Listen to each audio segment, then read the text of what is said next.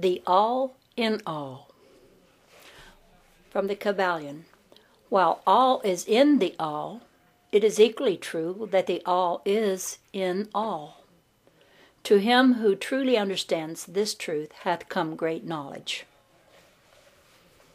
How often have the majority of people heard repeated the statement that their deity, called by many names, was all in all? And how little have they suspected the inner occult truth concealed by these carelessly uttered words? The commonly used expression is a survival of the ancient Hermetic maxim quoted above. As the Kabalion says, to him who truly understands this truth hath come great knowledge. And this being so, let us seek this truth, the understanding of which means so much.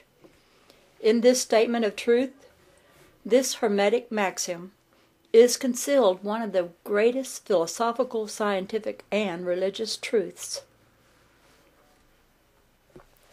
We have given you the Hermetic teachings regarding the mental nature of the universe, the truth that the universe is mental, held in the mind of the all. As the Kabalion says in the passage quoted above, all is in the all. But note also the co-related statement that it is equally true that the all is in all. This apparently contradictory statement is reconcilable under the law of paradox. It is, moreover, an exact Hermetic statement of the relations existing between the all and its mental universe. We have seen how all is in the all. Now let us examine the other aspect of the subject. The Hermetic teachings are to the effect that the all is immanent in, remaining within, inherent, abiding within, its universe, and in every part, particle, unit, or combination within the universe. This statement is usually illustrated by the teachers by a reference to the principles of correspondence. The teacher instructs the student to form a mental image of something, a person, an idea, something having a mental form. The favorite example being that of the author or dramatist forming an ideal of his characters, or a painter or sculptor forming an image of the ideal that he wishes to express by his art. In each case, the student will find that while the image has its existence, and being solely within his own mind, yet he, the student, author, dramatist, painter, or sculptor, is, in a sense, immanent in, remaining within or abiding within the mental image also. In other words, the entire virtue, life, spirit of reality in the mental image is derived from the immanent mind of the thinker. Consider this for a moment until the ideal is grasped. To take a modern example, let us say that Othello, Iago, Hamlet, Lear, Richard III existed merely in the mind of Shakespeare at the time of their conception or creation. And yet Shakespeare also existed within each of these characters, giving them their vitality, spirit, and action. Whose is the spirit of the characters that we know as Micawber, Oliver Twist? Is it Dickens, or have each of these characters a personal spirit, independent of their creator? Have the Venus of Medici, the Sistine Madonna, the Apollo Belvedere, spirits and realities of their own, or do they represent the spiritual and mental power of their creators?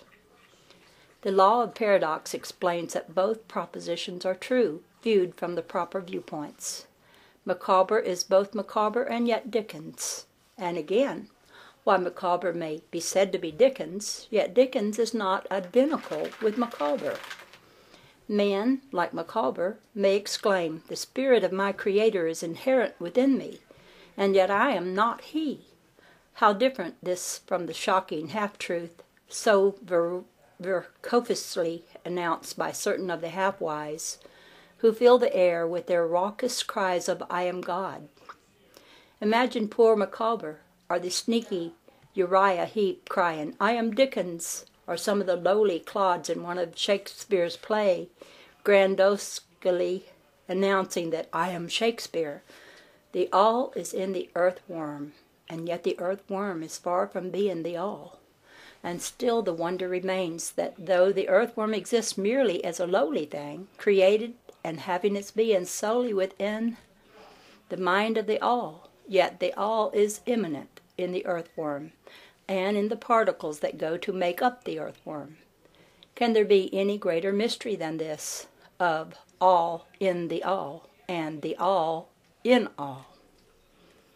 The student will, of course, realize that the illustrations given above are necessarily imperfect and inadequate, for they represent the creation of mental images in finite minds, while the universe is a creation of infinite mind, and the difference between the two poles separates them. And yet it is merely a matter of degree.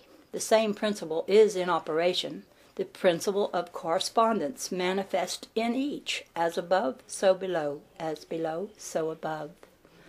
And in the degree that man realizes the existence of the indwelling spirit immanent within his being, so will he rise in the spiritual scale of life. This is what spiritual development means: the recognition, realization, and manifestation of the spirit within us. Try to remember this last definition, that of spiritual development. It contains the truth of true religion. There are many planes of being, many subplanes of life, many degrees of existence in the universe, and all depend upon the advancement of beings in the scale, of which scale the lowest point is the grossest matter, the highest being separated only by the thinnest division from the spirit of the All. And upward and onward along this scale of life everything is moving. All are on the path, whose end is the All. All progress is a returning home. All is upward and onward, in spite of all seemingly contradictory appearances. Such is the message of the illumined. The Hermetic teachings concerning the process of the mental creation of the universe are that at the beginning of the creative cycle, the All, in its aspect of being, projects its will toward its aspect of becoming, and the process of creation begins. It is taught that the process consists of the lowering of vibration until a very low degree of vibratory energy is reached, at which point the grossest possible form of matter is manifested. This process is called the stage of involution, in which the All becomes involved and wrapped up in its creation. This process is believed by the Hermetists to have a correspondence to the mental process of an artist, writer, or inventor who becomes so wrapped up in his mental creation as to almost forget his own existence, and who, for the time being, almost lives in his creation.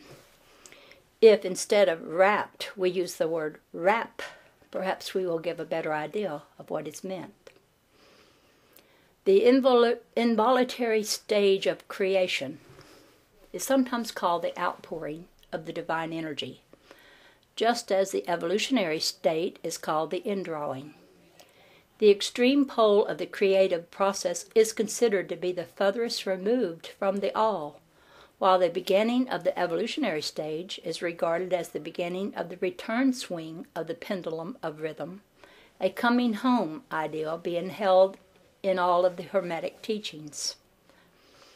The teachings are that during the outpouring, the vibrations become lower and lower until finally the urge ceases and the return swing begins. But there is this difference, that while in the outpouring, the creative forces manifest compactly and as a whole, yet from the beginning of the evolutionary or indrawing stage, there is manifested the law of individualization, that is, the tendency to separate into units of force, so that finally that which left the All as individualized energy returns to its source as countless highly developed units of life, having risen higher and higher in the scale by means of physical, mental, and spiritual evolution.